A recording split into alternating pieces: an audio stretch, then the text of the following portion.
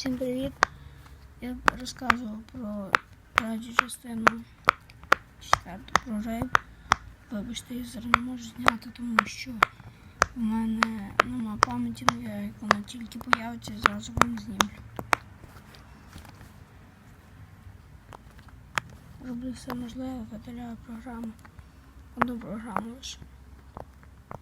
Це для монтажа.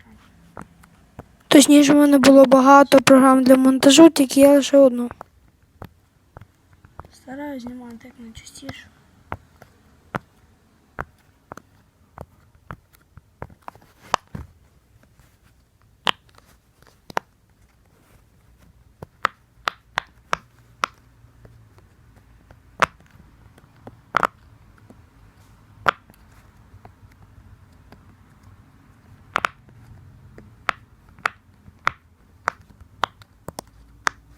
Ну і все, до побачення. Точніше, до наступного відео.